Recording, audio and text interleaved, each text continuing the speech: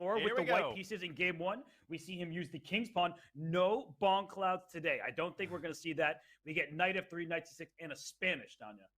A Spanish, both of these players, we expect them to bring their A game from the very first moves. No 1a3, no 1g4 from Hikaru Nakamura. He is taking this seriously. And Magnus, repeating what he played against MVL, clearly indicating that he wants to play a Marshall, and he does. We get that Marshall, and it's c6 this time. So Magnuscarlsen, he is kind of mixing it up here, causing some problems for Hikaru, you would think, except for the fact that Hikaru is playing instantly. He is well prepared.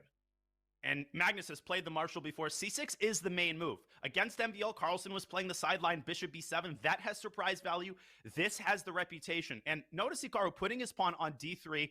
Robert, this line got very popular about 10 years ago. I think Vishyanand was the first to popularize it at the highest level. Generally, it's considered a risk-free way to fight for a small advantage, and often white actually ends up giving up the extra pawn. And look at this move, queen h4. The bishop on f5 was under attack, but h2 was a checkmate threat. So that's why the pawn went to g3 to blunt the bishop on d6. Now the queen slides up into the compromised light squares, protecting the bishop on f5. And if that bishop can join the queen in the kingside party, there could be a checkmate against the white king. Oh, absolutely. That's why the Marshall was invented. Frank James Marshall was one of the greatest attacking players of the late 19th, early 20th century. And nowadays, the Marshall is often used as an equalizing weapon. Engines have breathed new life into this line. And what you often see white doing here is quickly bringing this knight up to e4. Robert, white has to start developing his queenside, or there will be hell to pay on the e-file. And he does bring his knight to d2, but look at this. Black is taking advantage of the fact that white lacks development. The move f5 is played. The rook on e1 is loose, but the bishop on d6 is also loose. But you take a bishop, you lose a rook. That might not be a good trade. And wow, what a concept here. Sacrificing a piece to win it. Whoa, look at this. Oh, they're following. I had a game just like this against Ding in the Pro Chess League 2 years ago. I remember this move. Bishop f3 check catches a card by surprise.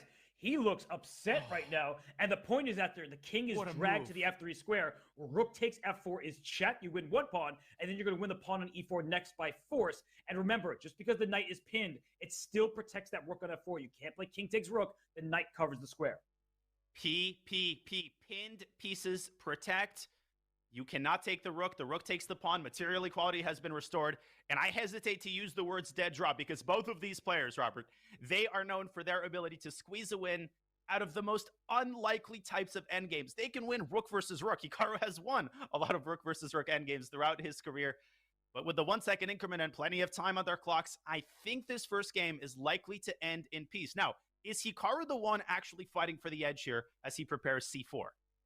Some people like the rapper Hoodie Allen. Others might like Hoodie Carlson over here. He has his hood up over his head. He wants to be the Grim Reaper. Right now, it's even material. You're talking about the move c4, but let's talk about the king side. Black has a healthier pawn structure on g7 and h7, so it's clear what Hikaru's intentions are. He wants to push that pawn, go after the targets on the queen side, and I have to say that if white isn't careful, if the game is prolonged, I feel like the knight being able to hop from color complex to color complex can be very dangerous in this position. That's a fantastic point. The bishop obviously has to stay on its initial color, and the knight with every move switches to a different color. And speaking of switching to a different color, the knight hops back to e7 and then forward again to f5. And I think the point of this move is to keep the integrity of black's queenside pawn structure alive. If c takes b5, black can actually take either way, but I like a takes b5 to keep the c-file shut. I like the look of that as well. The knight on e7 is doing an important duty. And this king went to f8, right? It's out of the bishop's path. The king can keep marching towards the center. King e8, king to d7. And the white king at some point would probably want to go the f3 square, but the rook can even go over to h4, putting pressure on that isolated pawn on h2. So I feel like for Hikaru, he doesn't really have something to threaten just yet. And because black's pawn structure is healthier and Magnus is a healthy minute and a half up on the clock, I prefer his chances. I agree, and Hikaru should, I think, take the first opportunity to repeat moves if he can make that happen. There is a repetition with king f3, rook h4, and then king back to g3, but black does not have to oblige. He can jump into f5 with check and simultaneously defend the rook. So with every ticking second, the likelihood that Magnus starts playing with this for a win, Robert, I'm totally on the same page, increases. Yes, there it is. I'm so there. King goes after rook h4, if king g3, knight f5 check. It starts to feel like black is gaining some of the momentum in the position. So Hikaru cannot just make a draw here. And I want to give a shout out to the over 65,000 people watching this match. This is the clash of the titans. It's Hikaru Nakamura and Magnuscarlsen, and you do not want to miss the rest of it. I'm so glad we're just getting started, and the rook is just getting started. That is a checkmate threat. The bishop covers f7. The knight probably has to jump out the way, but Danya, the knight on e7 is doing an important duty. It's protecting the c6 pawn. So the knight jumps to, say, g6. Maybe the white rook will slide into the d6 square at some point, or even to d7, but not yet because of the fork on e5. So knights being tricky pieces, you have to watch out for checks and forks. Took the words right out of my mouth. You don't want to miss the rest of this match. You also don't want to miss a checkmate in game 1 of the SEC final. And something tells me Magnus sees the threat. He's thinking about how to parry it. There are alternatives. You could slide the king over to e8. You could push a pawn to g6 and create some luft on g7, but that allows the rook to run amok with rook d8 check and then back to d7. Carlsen does entrench his knight on f5. And will Hikaru now try to infiltrate the 7th rank and threaten rook f7 check? Robert, what do you think is the most clinical way here to secure the draw?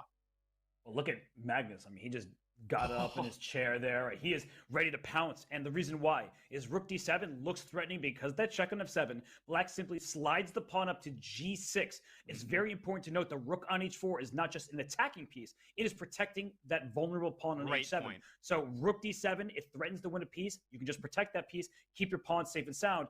Now the c6 pawn, that's the target you want to have. And let's talk about something long-term, Danya. We should not forget to mention that if white can play pawn b3 and pawn a4, there is some potential for an outside pass pawn as this game continues. So that's what Magnus needs to keep an eye on.